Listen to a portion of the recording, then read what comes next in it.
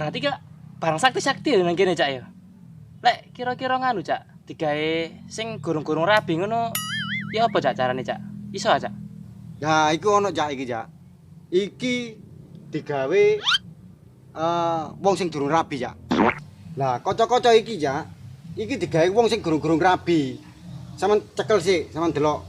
Nah, wong nek kena apa wong kok gak payu-payu rabi, sampeyan takon ngoco dhisik iku.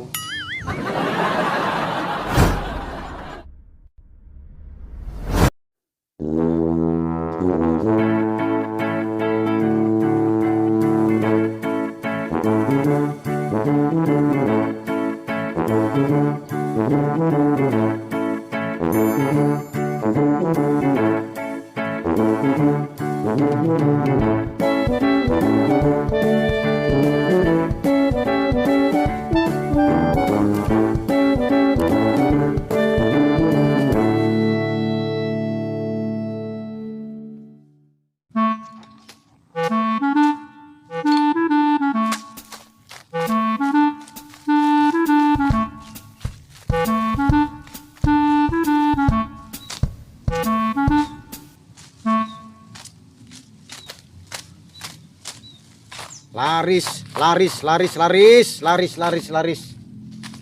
Sayang anak, laris.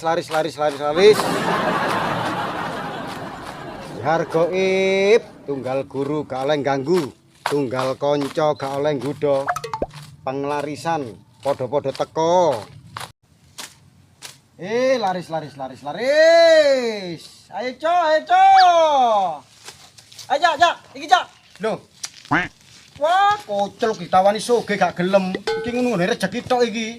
Ngawur e. Lah kok ndelek kuat ndelek soge lho iki nggone. Ah, wis goblok kon kancene kok gak tau pinter blas.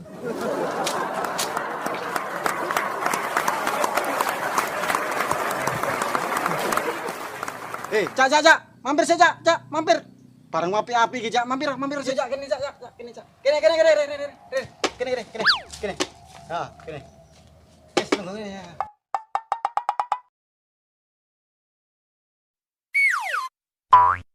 Nah, iki Cak, nek sampean njaluk soge, njaluk kekuatan, nang nggone iki wis lengkap. Pilih sing ndi iki Cak, engko aku iso tak terangno sampean. Ya. Peno iki dodolan apa sih cak iki cak? Aneh-aneh ngene barangnya peno iki cak. Lah sampean ndelek opo lho Cak? Ndelek opo? Sampean muni ndelek opo? Iki macam-macam iki ono iki pole nang nggone kene. Sampean ndelek kesaktian, gawe kekuatan kekebalan ya. Iku ono, ngono lho. Iki ono sabuk barang iki ya ono. Gawe sampean supaya angkat-angkat tambah kuat iku ono, ngono. Wis ta lah, sampean kepengin ndelek apa sih? Wah, berarti kak barang sakti-sakti ya nang kene cak ya. Lek kira-kira nganu cak, digawe sing gurung-gurung rabi ngono. Ya apa cak carane cak? Iso cak? Nah, iku ono Cak iki Cak. Iki digawe wong sing durung rabi Cak. Lah, kaca-kaca iki Cak, iki digawe wong sing gurung-gurung rabi. Sampeyan cekel sik, sampeyan delok. Nah, wong nek kena apa wong kok gak payu-payu rabi, sampeyan takon ngoco dhisik iku.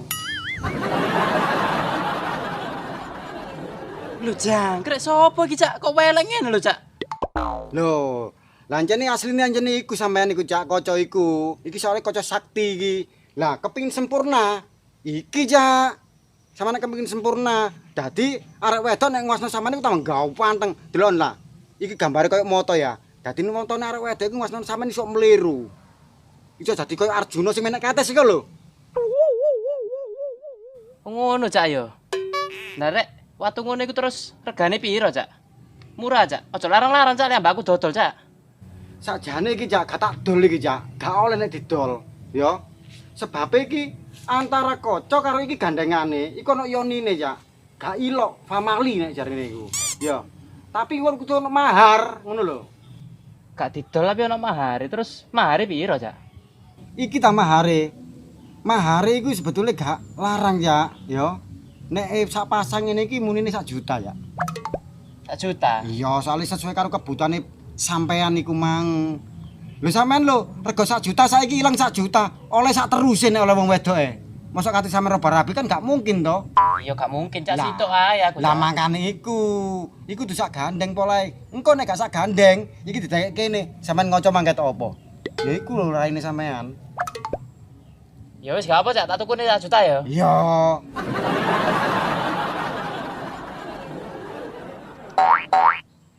Lho ala cak mek nggawa korekan tok ya cak. Sik cak ya tak jukuk nang omah ya.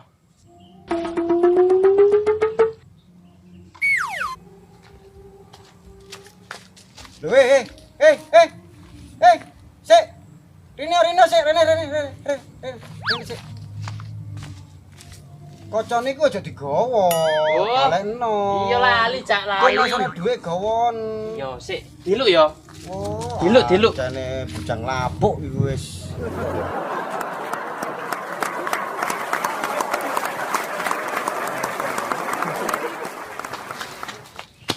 Cak. Mampir sik. Lah apa penone mlayu-mlayu iku? Lomba lari aku ya. Lomba lari mbek sapa pene kok tolak-tolak kok maling ya sampean niku. Lomba lari apa sing duwe tas iki lho, Jak. Oh, alah pene ku copet ngono ta. Enggak, Jak, aku gak nyopet, aku nyili to. Eh, Nyopet itu beda. Ngene saiki tak tawani yo. Apa? Cek iso sampean niku mlayu mang siji banter gak gampang kecekel aku duwe iki. Iki jenenge sabuk ya. Jenenge sabuk onto buga. Dadi onto buga iku mlayune iku bau banter klusut. Cekelane iku wangel langit sampean. Lho, dawa ya. Sakti sabuk iki. Temen apa iku, Jak? Iku iso melayu banter iku. Lho, temenan iki. Aku lho gawe sabuk iki anggit sampean. Yo. 20 tahun iki lho, gak Yo. tau kecekel aku gawe ngene iki. Oh, penuh berarti paling penuh iku berarti. Biyen iku. Masalah. Saya gak percaya cobaan dhisik. Iki cara gaene ya apa iki? Lho, ya biasa wong sabukan ngono iku lho. Iki apa Jak gaene, Jak? Nang ngene ya, Jak. Gak cukup ya, Jak. Gampang nek masalah ngono iku. Soale nek nang ngono weteng gak cukup. Intine supaya kantil, dek nang gulumu gak apa-apa ngono iku. Walah, nang gulu ya iso aja. Iya, dek nang nggone gulu. Lah percaya Oh, lah. ngene ya? Mantap ngono iku. Kita coba aja dulu, Jak.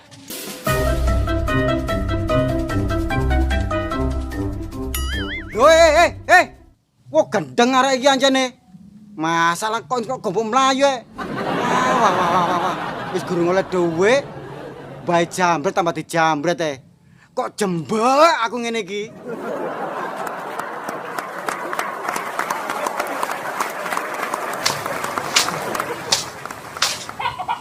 Awak. Rezeki gurung oleh kate oleh wurung.